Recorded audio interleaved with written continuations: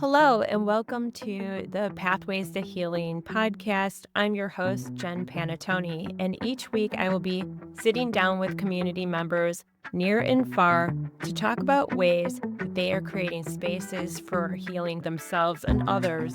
If you want to inject a little hope into your life, stick around because we have stories for you. Thanks for being a part of the story and being here with us.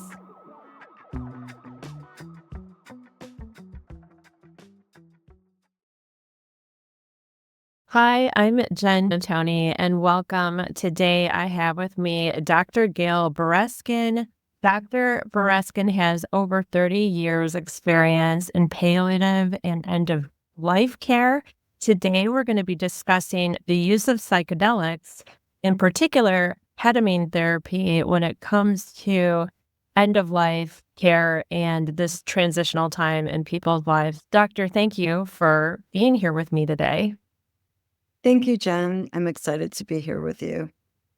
Why don't we start off by you telling me a little bit about your career path and what took you to this space, this new journey in creating revolutionary care? So, I'm traditionally trained in family practice, but I never practiced in a family practice model. I went right into geriatrics. And so I worked in a geriatric clinic, so senior care. And at that time, I had the opportunity to work in hospice care. And the hospice movement had, and so this is the mid to late 90s. And so the hospice field has evolved to include palliative care, which is care for people with serious and chronic illness, right? To focus on quality of life and living life to its fullest, to its maximum potential. So I have been in the hospice, which is more end of life care, and the palliative care, serious and chronic illness space for a few decades.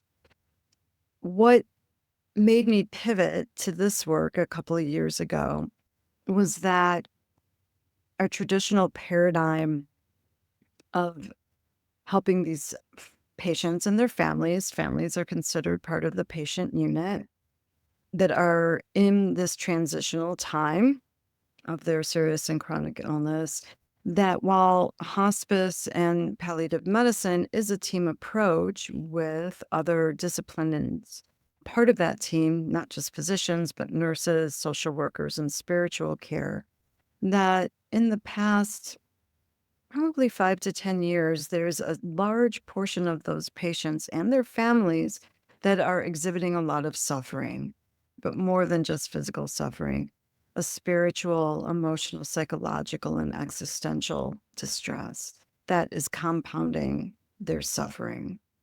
And while that multidisciplinary team is in place to try to address those symptoms, I think with the demands put on our traditional care models, a lot of those patients and families' needs are unmet. And that is where I pivoted to offer the ketamine assisted therapy. Got it. That's wonderful. So, more of a holistic, patient centered approach. And maybe that's what was the original intention of hospice care, but we have seen a decline in that kind of care and that patient centered approach. So, you started revolutionary care. What is so revolutionary about revolutionary care? Great question. So I think it's pretty revolutionary because we are bringing that patient and family centered model back.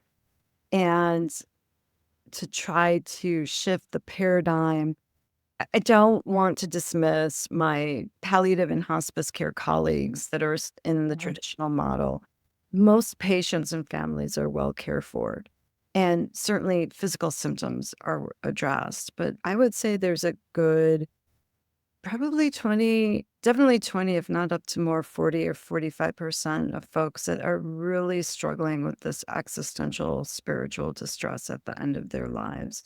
And so what I think is revolutionary about what I'm doing is that we are really highlighting that's the focus for the ketamine assisted therapy is to really help address that psycho-emotional and spiritual suffering that people are experiencing. And really, it's revolutionary because it's out of that traditional model. It's a complete paradigm shift. So some people might be familiar with ketamine. Some people are not so familiar and maybe just know it as the street drug. But how is ketamine used in a clinical setting that helps to perhaps widen the lens of folks that are struggling with this time in their life? I'll give you a little bit of background about ketamine. So it has been around for decades. It was really developed in the 1960s as an anesthetic, so a dissociative anesthetic for combat use, or now it's used a lot also in emergency departments. So it's not general anesthesia. Okay. So it's a different kind of anesthetic. And over those years, there's been lots and lots of studies in the mental health realm of studying ketamine and its effectiveness in the treatment of treatment resistant depression, PTSD, generalized anxiety disorders, OCD, and the list goes on. And so there is decades of research supporting the use of ketamine to help with these mental health disorders. So at these lower doses, sub-anesthetic doses, that's what we're administering to patients. Help with whether it's death anxiety, demoralization during this time of their serious and chronic illness, depression, adjustment disorder. So this is science backed. And how does ketamine work on the brain of the individual? Can you tell me a little bit more about that? Sure. So there's lots of different receptors and neurotransmitters that there's a cascade effect. But ultimately, what it affects are two things: the default mode network, our hard drive of what we do on a rote basis. The repeated patterns of thinking. That's right. That's right. And sometimes those repeated patterns don't serve us. So, certainly when they're a negative message on a loop, I'm not good enough, I'll never get better, those kinds of things, you're in a rut. And that default mode network becomes even deeper. And so, one of the things ketamine does is disrupt the default mode network, provide you an off ramp from those circles of those negative loops, an off ramp. And this is where the neuroplasticity, the other part of what it does to the brain, comes in. So it helps turn off that default mode network, allowing you more space and room to have a new narrative and create a new story. So the ketamine does promote neuroplasticity, which not only strengthens the connections, the neural connections in your brain, but also forms new ones. And that's the magic, right? So those new connections to whether creativity or being able to see your circumstances in a new light, rewrite the old narrative. So that's the neuroplasticity. I can really see how that can benefit somebody who is grappling with making decisions with end of life care because they might be able to see the bigger picture, perhaps, and maybe have a realization that we are more than just our bodies. But I could also see how you're saying this could be a great tool for somebody who has a pretty heavy diagnosis and might even be what they need in order to put them in the right mindset to heal. So it really seems like a great tool to use in these cases. Yeah, no, I definitely support those statements. I think if you think of neuroplasticity is responding to new experiences, right? A new stimuli. And then the brain can adapt and change, and it informs how we see the world, right? So that's the neuroplasticity. And so the ketamine is the instigator, the amplifier for that. That is the experience to promote the neuroplasticity, if that makes sense.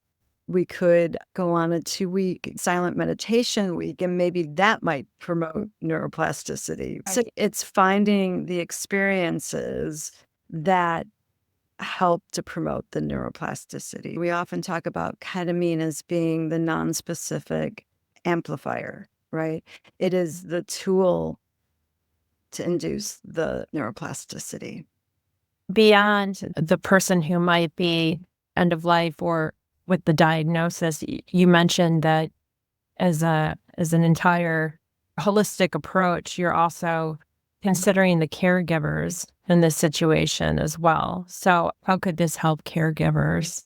Yeah, that's a great question. Thank you for bringing it up. So, the folks that are closest to the patients and caring for them, and I'm not necessarily meaning that they need personal care, but caring for them, emotionally supporting them. Sometimes it includes like physical care.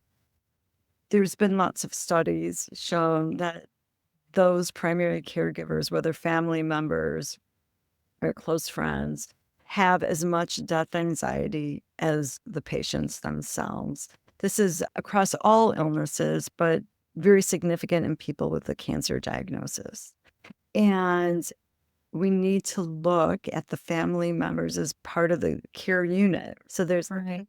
but the community of which they come from. And so treating the patient is great, but if we've still got somebody that's not doing well in their orbit, you can see how that can possibly affect the patient. So part of my model in revolutionary care is to include that caregiver, that Yeah.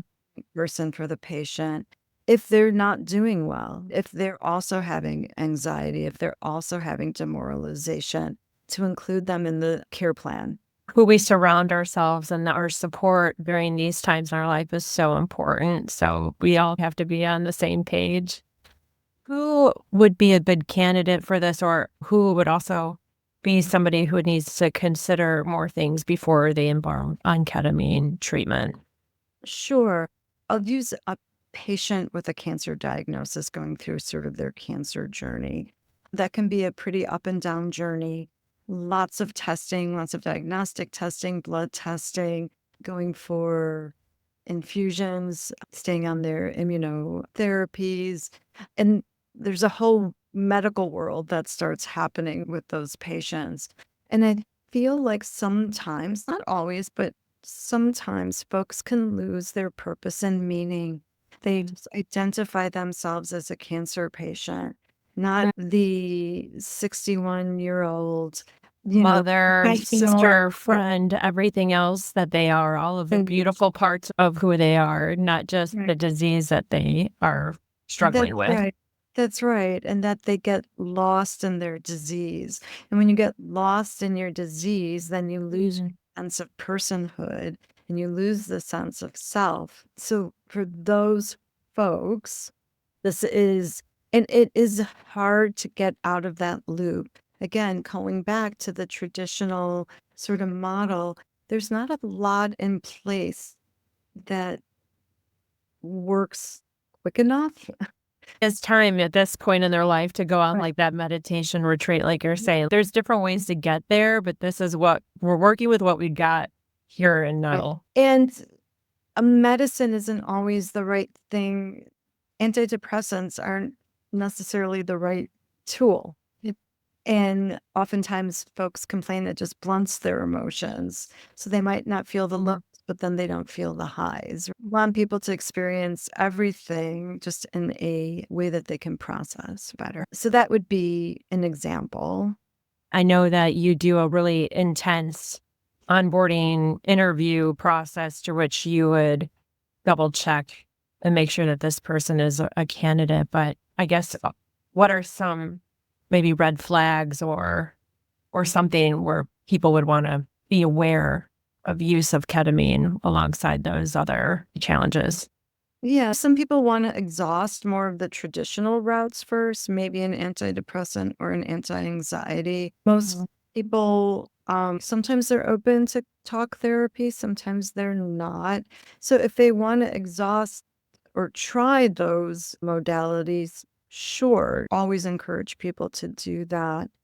But sometimes time is a little bit of an essence, and we want people to come sooner rather than later so they can have the maximum benefit of this experience with the maximum therapeutic possibility. So the folks that wouldn't qualify, or and I don't like even using that word qualify. Yeah. Folks said it might not be a good fit for somebody with uncontrolled hypertension, somebody coming in with a significant bipolar or psychosis history, glaucoma, people that don't have a support network to go back Mhm. and be able to do the integration piece with this medicine. So if people are being thrown back into an environment, a community that's very chaotic and not supportive, I think it would be more important to address those pieces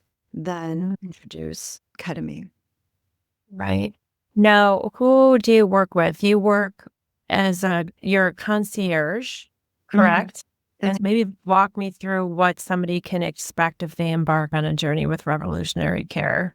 sure. If somebody's interested and they either reach out via email or via phone, we'll do just a quick 20 minute, just getting some basic information. Like a high level. A real high level of just your age, where do you live, a little bit about their nuclear family, right? Mhm. And their diagnosis and why ketamine, why now? And it's also an opportunity for people to ask questions of me too. It goes both ways.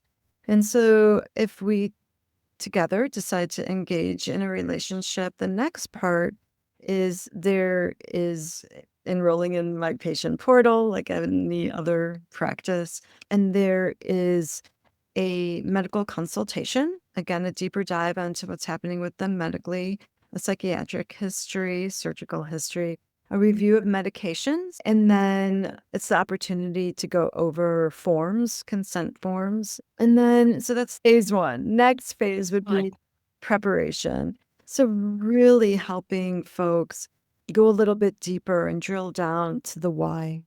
What's their expectation about taking the medicine? What's their intention? How are they approaching this journey? Is it healthy trepidation or is there a lot of fear? And just exploring all of that. Also, wanting to know a little bit more, is there significant trauma in people's background? I feel like most of us at this point have trauma. We've all lived through the pandemic, through COVID. If you're have a serious or chronic illness, you've lived through the trauma of our medical system, right? No matter how wonderful your physician and care teams are, there's trauma of being a patient. So I don't want to minimize that trauma, but are there other episodes of trauma in somebody's life? Physical abuse, sexual abuse, a military history, combat history. So exploring all of that in the prep session and then going through and sharing with people what to expect on the medicine day. This is always a challenge for me because I want to be able to prepare people for what they most likely will experience, but I don't want to plant seeds because I don't Right. fuel expectations or influence anybody's experience in any way because it's so individualized. But to try to Interesting. give a little bit of an arc of what the journey day is. So I'll talk about that next. Yeah, I guess so. Walk me through what journey day is like after we've done the whole clinical background and my makeup and where my body is and mind is and any potential things that might come up. We've set intentions and now we're ready to embark on the journey day, right? What does that look like? There are some pre-journey day instructions that I encourage people to adhere to. We discuss what medicine, if there's not, what I will say, one of the nice things about using ketamine as a psychedelic assisted therapeutic agent is there's not a lot of medication interactions, but we'll review To that know. again. Mhm. There's just some instruction. I always encourage people, if they're consumers of news, to please take a news holiday, right? And to really start getting their body and their mind ready for journey day. And I'll make the analogy, if somebody's going for an elective, let's say hip replacement, an elective hip replacement, oftentimes people begin physical therapy prior to the surgical intervention, just to prime the body, get used to moving the correct way and whatnot. So I often start people or recommend people start journaling, maybe doing a little bit of expressive arts as a grounding measure, maybe going out and connecting with nature, doing something to Right. ground people and really help with defining the purpose of why we're doing this. Okay. Yeah. There's no special diet. Ask people just to eat light the morning. I'll take their medicines as usual. If they're a coffee drinker or a tea drinker, ask them just to drink 1 cup of coffee. Nobody needs to have a caffeine withdrawal headache, but not to overconsume. Mm. And then they come into the office, or I do provide this service at home, which is the other piece of why this is revolutionary. So I will go Right. to people's homes. And then we need to start creating a sacred space because we're about to embark on a non-ordinary state of consciousness. And that is that's a sacred journey.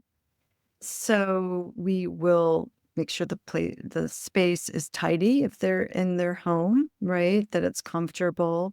In the office too, right? Some pillows and blankets. We will create an altar, right? So maybe if somebody created a painting or a drawing prior, maybe that's the time to bring it in. Or if there's a special object that means a lot to them, or a picture of their family, to bring it in, put it on the. Right. So set and setting is what you call it, right? That's right. So Creating the right set and setting so they feel safe and held and seen.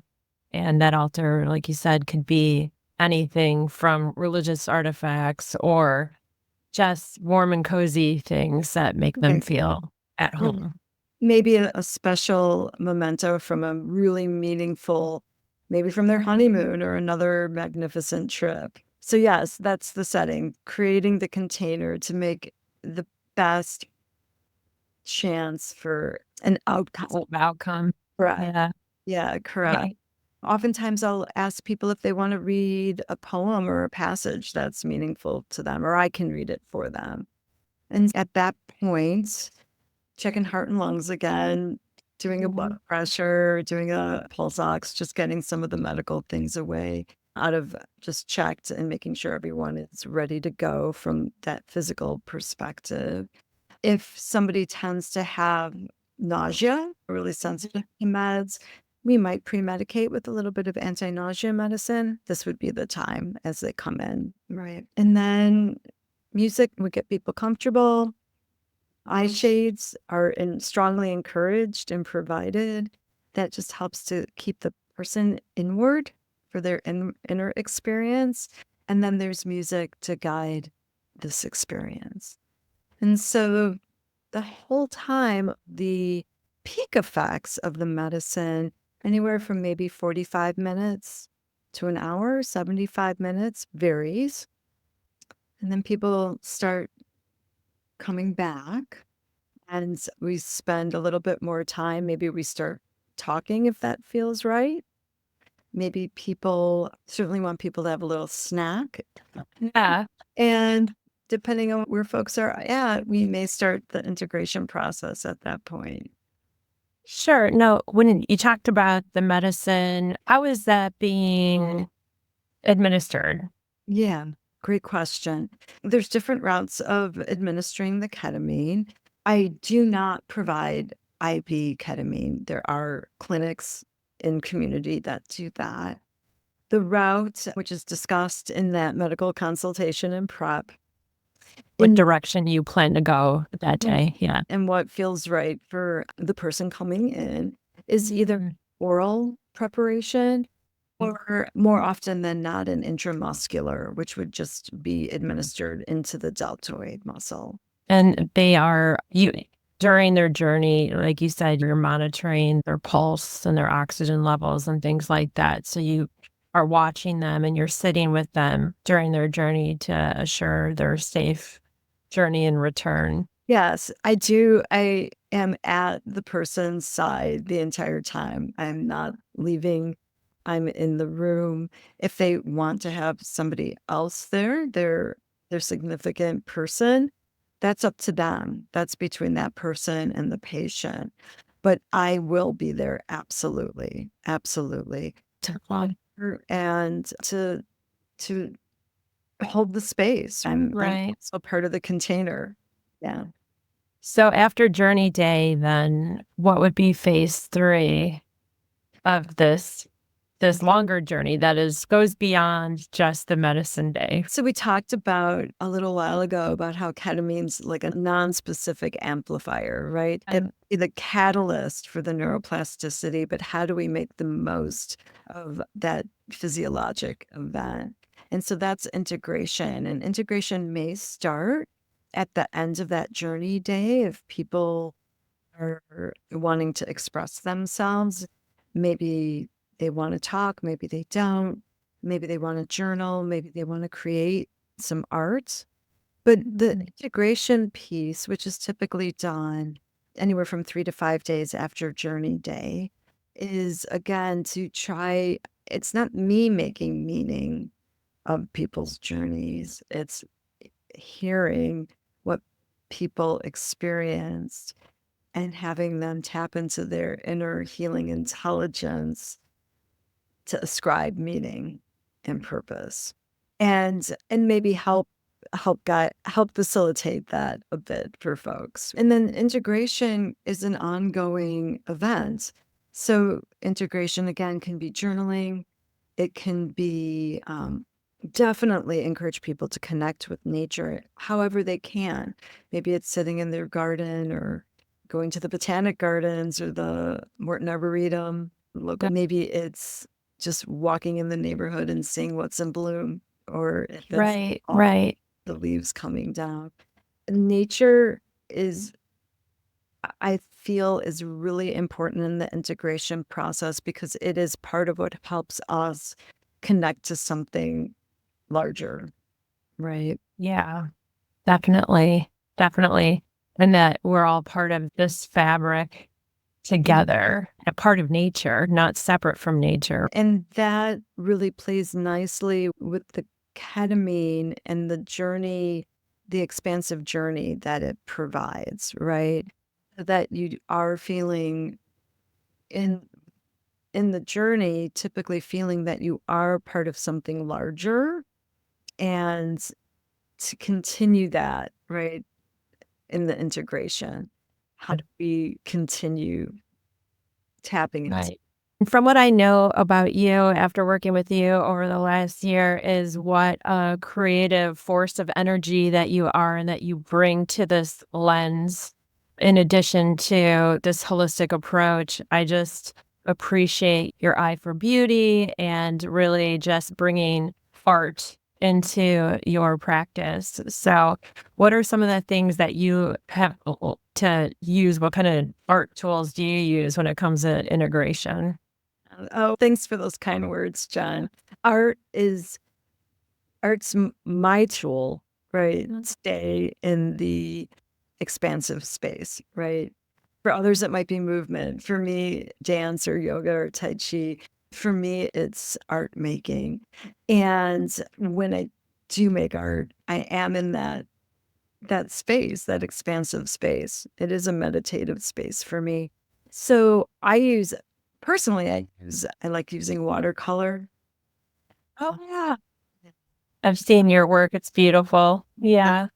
But what I offer patients is I have my little box of stuff. And so maybe it's pastels, maybe it's just crayons, maybe it's just putting color on paper. When you come out of that ketamine journey, nobody's creating their masterpiece. Maybe they are creating their masterpiece. Maybe, right. Who knows? But But oftentimes it's just trying to get something on paper of what did they experience. So maybe it's just shapes and lines and colors and bring really fluid materials, some watercolors, some chalk pastels, crayons, that. all that fun stuff. There's something about crayons because it taps into our kid wisdom. Yeah, our inner child. Yeah. And it's not as maybe we get a little overwhelmed by all the other tools, but that's something that we recognize and we remember, oh, no big deal. I know how to do this. Exactly. And there's a brevity to it, a lightheartedness. And so everybody finds kind of their own way, but you can help them find their way to express themselves, whether through journaling, art, writing, movement. There's a lot of different options, and you're able to help, them to integrate their experience then after the medicine journey. In addition, so you work as a concierge, but then you also work alongside care teams? Can you tell me a little bit more about the different ways that this could look for people structurally? Yeah. I do work with other care teams. Maybe somebody's oncologist, maybe they're cardiologist, maybe they're palliative care team. But if folks are well established with a therapist who is well versed in the ketamine assisted therapy space, that their therapist can offer, I would still do the medical consultation piece, but their therapist might provide prep and that integration. And so my role in that sort of triad of patient, therapist, and me would be to do the medical consultation, be the prescriber of the medicine, and maybe they take in oral preparation with their therapist in one of their sessions. And then I would still want to follow up with folks to make sure that they tolerated the medicine and check in with them. But sometimes folks want an intramuscular injection experience. And so they would come to my office, or again, I could come to their home to provide the journey day if they're wanting. And then maybe their therapist joins. So there's a lot of fluidity. There's nothing that's set in stone of how it has to work, right? I think it's about, again, going back to that patient-centered model and what's going to work best for the patient. But I think ultimately, part of what works best for the patient is to have a good collaboration with whoever the therapist or other allied health professionals on their team.